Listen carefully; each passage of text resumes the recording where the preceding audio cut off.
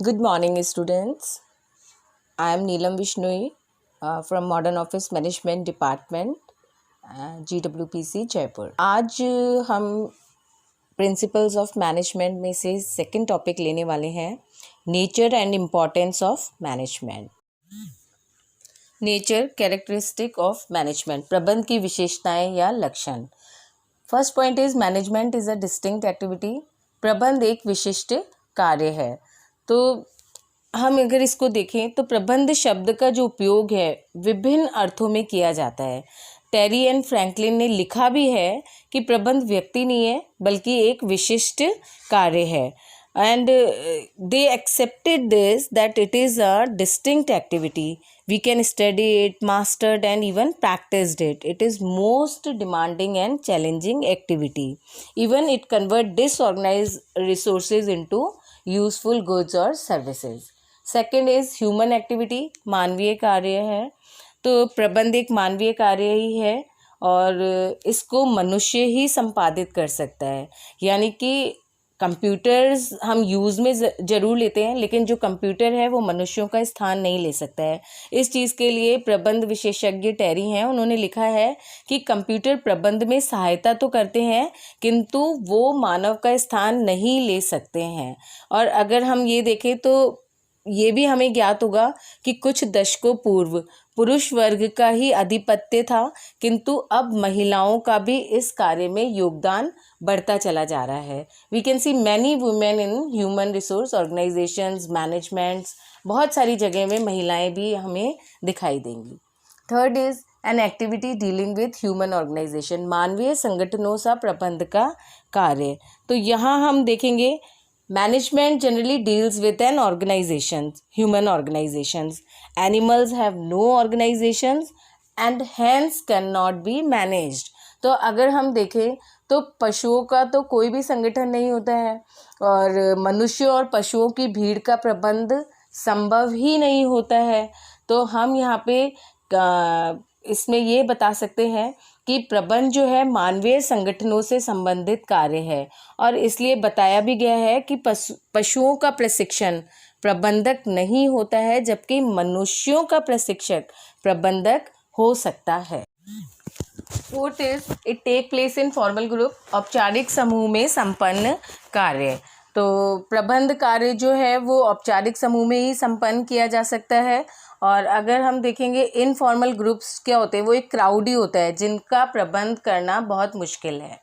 Fifth, an activity for getting thing done through others, अन्य व्यक्तियों से कार्य करवाने की कला है। तो यहाँ पे हम देखेंगे कि जो प्रोफेसर कून्स हैं उन्होंने ठीक ही बोला है कि औपचारिक रूप से संगठित लोगों से कार्य करवाने की कला का नाम ही प्रबंध है। यानी कि जो अन्य व्यक्ति हैं उनसे कार्य किस तरह से करवाया जाए, और प्रबंध के अंदर अन्य लोगों से ही कार्य करवाया जाता है और वे स्वयं प्रबंधकीय कार्य जैसे कौन कौन से हैं, नियोजन है, संगठन हुआ, निर्देशन हुआ, नियंत्रण हुआ, ये सारे कार्य करते हैं। Six, it is a purposeful activity, उद्देश्यपूर्ण कार्य। तो अगर हम देखें तो प्रबंध कार्य लक्ष्यहीन नहीं होता है, इसके पहले से ही कुछ ना कुछ कोई ना कोई उद्देश्य होते हैं और इसी पूर्ति के लिए मानवीय और भौतिक संसाधनों के कुशल और कारगर उपयोग के लिए सतत किया जाने वाला कार्य ही मैनेजमेंट कहलाता है। Fifth is environmental oriented activity, वातावरण मूलक कार्य है। तो जो प्रबंध है वो वातावरण मूलक है। और अगर हम दूसरे शब्दों में इसकी बात करें तो प्रबंध क्या है, अंदर के वातावरण और बाहर के वातावरण दोनों से प्रभावित होता है और प्रभावित करता भी है। और अंदरूनी वातावरण की अगर अपन बात करते हैं तो इसके अंदर कर्मचारी होते हैं, साधन होते हैं, जबकि बाह्य वातावरण की बात करेंगे तो आर्थिक, सामाजिक, राजनीतिक, तकनीकी वातावरण आ जाएगा इन सब चीज़ों के अंदर। तो संपूर्ण वातावरण जो होता है, प्रबंध कार्य एक दूसरे को प्रभावित करते रहते हैं। लेकिन एक चीज़ को हमें और ध्यान में रखना है कि कोई भी अकेली संस्था या उसमें कार्य करने वाला जो प्रबंधक होता है वो पूरी तरीके से बाह्य वातावरण को प्रभावित नहीं कर सकते हैं, वो अंदरूनी वातावरण को तो फिर भी प्रभावित कर लेते हैं। Eighth is it is a creative activity, सृजनात्मक कार्य। Management is a creative activity, we all know. It makes things happen. It is a dynamic activity which use human, physical, financial and informational resources efficiently and effectively for creating the wealth. तो अगर हम यहाँ पे देखेंगे तो Drucker ने एक चीज़ बोली है, प्रत्येक संस्था का जीवनदायी तत्व है ये, यानी इसको लाइफ गिविंग एलिमेंट भी माना गया है। मतलब भौतिक संसाधन जो है उनका इस तरीके से प्रयोग किया जाता है कि न्यूनतम लागत पर अधिकतम उत्पादन या सफलता प्राप्त की जा सके। It is a universal activity. 9 point है हमारा सार्वभौमिक क्रिया। तो यहाँ पे management is a universal activity. It is performed in kinds of organization irrespective of their nature, type, size and purpose. We can see कि it is performed in small, medium, big organizations as well. तो कहीं भी चाहे छोटी organisation है, बड़ी है, हर जगह आपको मैनेजमेंट दिखाई दे जाएगा। धार्मिक संस्था है, राजनीतिक, सैनिक, सामाजिक, व्यावसायिक, हर जगह की जाने वाली क्रिया है। 10th is pervasive at all level, सभी स्तरों पर व्याप्त क्रिया है। Managerial activity is pervasive at all the level of every organisation. Every manager at top, middle, supervisory level perform the same managerial functions and activities. तो अगर हम यहाँ देखेंगे तो प्रबंध प्रक्रिया जो है संस्था के सभी स्तरों पर व्याप्त क्रिया है। उच्च प्रबंध को, मध्यम वर्गीय प्रबंध को, पर्यवेक्षीय प्रबंध को, सभी के द्वारा की जाने वाली एक क्रिया है। नेक्स्ट टॉपिक है हमारा importance of management. Importance of management, प्रबंध का महत्व। Management is regarded as one of the most important human activity and it is essential for every organized activity in society as well as nation. रे ए clear ने एक चीज़ बोली है, management becomes the servant of mankind in assuming its role as the master of resources for the benefit of the employees, the enterprise, the owner and the society. तो अगर हम यहाँ पे बात करें, management plays an important role not only in the business enterprise but also in the life of every society and the nation. So we will be discussing under the following 3 heads. First is importance for the business institution, व्यावसायिक संस्थाओं के लिए महत्व. Second, importance for society, समाज के लिए महत्व. Third is importance for the nation, राष्ट्र के लिए महत्व. First, importance for business institutions, व्यावसायिक संस्थाओं के लिए महत्व. अब अगर हम यहाँ पे बात करते हैं तो जो ग्रेट मैनेजमेंट थिंकर और गुरु पीटर ड्रकर हैं, उन्होंने बोला है management is the dynamic life giving element of every business. And in fact, if we will see, no business can run without this management. It really good management is required for smooth running of any business. So first point is setting objective and priorities, उद्देश्यों एवं प्राथमिकताओं का निर्धारण करना. तो manager plays a significant role in setting objectives and priorities of a business organisation. That it is a matter of fact that every manager has to get maximum result with minimum resources. तो यहाँ पे हम ये देखेंगे, हर संस्था के पास साधन और जो समय है वो सीमित ही होता है और उन्हीं सीमाओं को ध्यान में रखकर और अपने उद्देश्यों और प्राथमिकताओं को निर्धारित करना पड़ता है. अगर कोई कुशल प्रबंधक होगा तो वो इन्हीं सीमित साधनों और आवश्यकताओं में संतुलन स्थापित करेगा और जो उद्देश्य हैं, प्राथमिकताएं हैं, उन्हें बिल्कुल ठीक तरीके से निर्धारित कर पाएगा और इन्हीं चीज़ों के अंदर वो अपनी जो संस्था है उसकी सफलता को भी सुनिश्चित कर लेगा.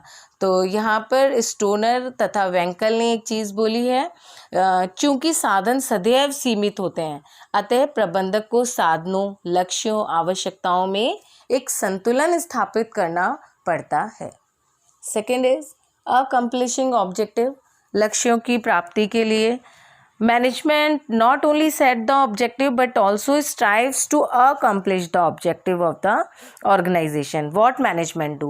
He plan, organize, direct and control the organizational activities and resources for the purpose of achieving the objective effectively and efficiently. तो अब यहाँ पे अगर हम बात करेंगे तो जो कुशल प्रबंधक है वो संस्था के भौतिक और मानवीय संसाधनों का इस प्रकार संयोजन करता है कि न्यूनतम प्रयास और साधनों में अधिकतम उत्पादन और सफलता को वो प्राप्त कर पाता है।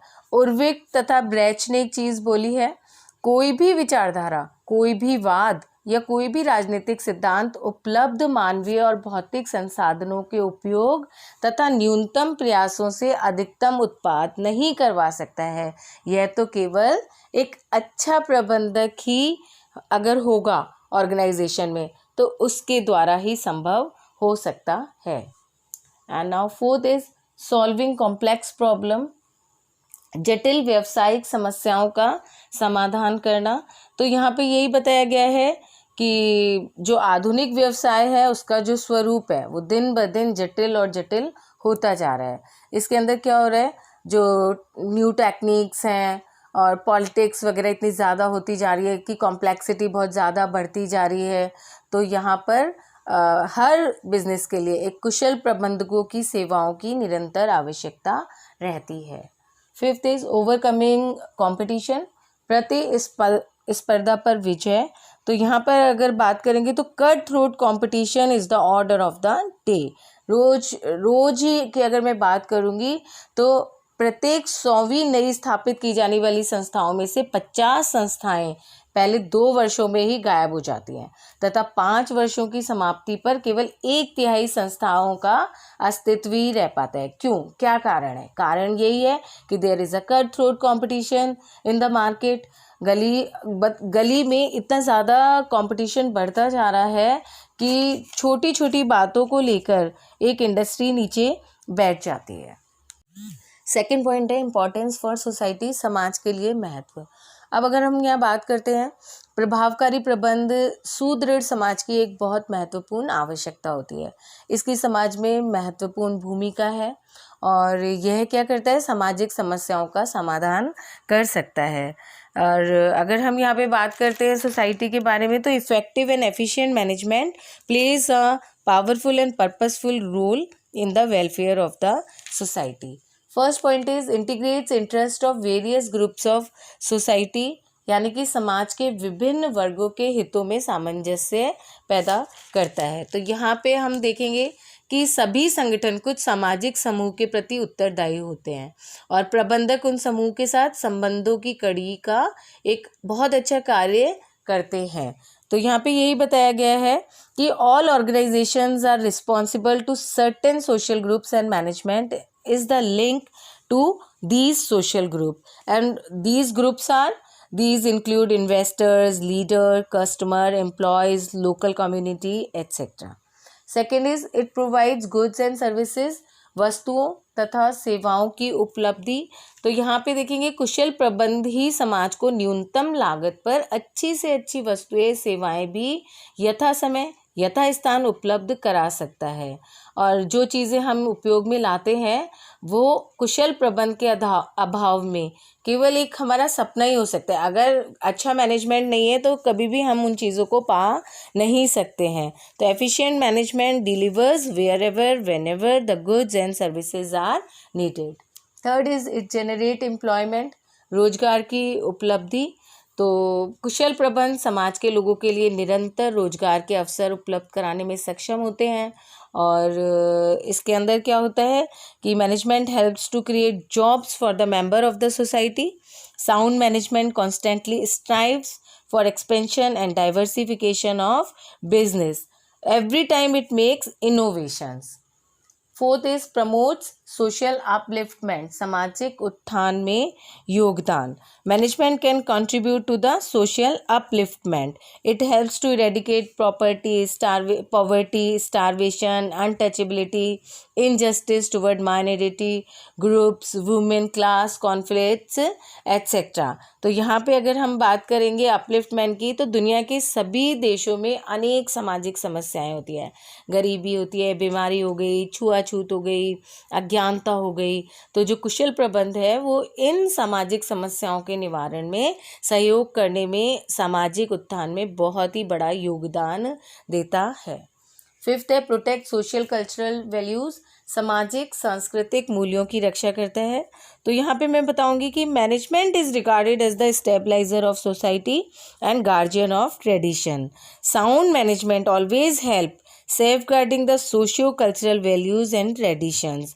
तो यहाँ पे अपन यहाँ बात करेंगे, जो कुशल प्रबंध होता है वो देश के सामाजिक सांस्कृतिक मूल्यों की रक्षा भी कर सकता है। और अगर कुशल नहीं है, अकुशल है, तो उसमें क्या होगा कि ठीक है लाभ तो कमा लेगा पर समाज में भ्रष्टाचार, अनैतिकता, इन सारी चीज़ों को बढ़ावा मिलता जाता है। नेक्स्ट एंड लास्ट है हमारा इम्पोर्टेंस फॉर द नेशन, राष्ट्र के लिए महत्व। अगर हम राष्ट्र की बात करते हैं तो पूंजीवादी, साम्यवादी, समाजवादी सभी अर्थव्यवस्थाओं में प्रबंध की बहुत बड़ी भूमिका रहती है और अर्थव्यवस्था के सभी क्षेत्रों तथा निजी, सामाजिक, संयुक्त क्षेत्र में भी बहुत बड़ा इम्पोर्टेंस इसका माना जाता है। तो management serve as a crucial factor for the growth and well being of a nation. It can utilise natural, human, financial resources of a country efficiently and effectively for achieving substantial level of economic growth and development। तो यहाँ पे हम बात कर रहे हैं, पहला point है proper utilisation of physical resources, भौतिक संसाधनों का सदुपयोग। तो हर राष्ट्र के पास अनेक भौतिक संसाधन होते हैं, जैसे भूमि हो गई, वन हो गया, नदियाँ, खनिज पदार्थ, पशु संपदा आदि वगैरह वगैरह। तो यहाँ पे जो प्रभावकारी प्रबंधन है वो इन संसाधनों का देश के हित में उपयोग कर सकता है। सेकेंड है proper utilisation of human resources, मानव संसाधनों का सदुपयोग करना। तो यहाँ पे जितने भी प्रबंध विशेषज्ञ हैं ना, उनको एक विश्वास है कि मानव एक विशिष्ट प्रकार का संसाधन है जो देश के विकास में अति विशिष्ट भूमिका निभाता है। तो यहाँ अगर हम इस चीज़ की बात करते हैं तो all the management expert seems to be unanimous that human resource plays a crucial role in the development of the country। Third is contributes to national planning, राष्ट्रीय योजनाओं में योगदान। तो अगर हम इसकी बात करें तो कुशल प्रबंध राष्ट्रीय योजनाओं के लक्ष्यों की प्राप्ति में भी एक बहुत महत्वपूर्ण योगदान देता है और ये योजनाओं के अकॉर्डिंग ही उद्योगों का विकास और जो विस्तार है आगे बढ़ाता रहता है। इसके बाद है फोर्थ बैलेंस्ड इकोनॉमिक डेवलपमेंट, संतुलित आर्थिक विकास। तो विश्व के सभी देशों में आर्थिक विकास एक समान नहीं होता है, हमारे देश के सभी प्रांतों का विकास भी एक समान नहीं हुआ है, किंतु कुशल प्रबंधक संतुलित आर्थिक विकास में महत्वपूर्ण भूमिका निभा सकते हैं। नाउ फिफ्थ इज इरेडिकेट्स पॉवर्टी, गरीबी का उन्मूलन करना।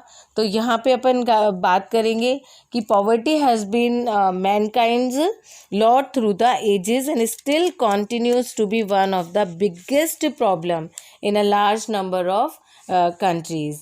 तो यहाँ पे हम देखें तो दुनिया में कुछ देश ऐसे हैं जो विकासशील कहे जाते हैं।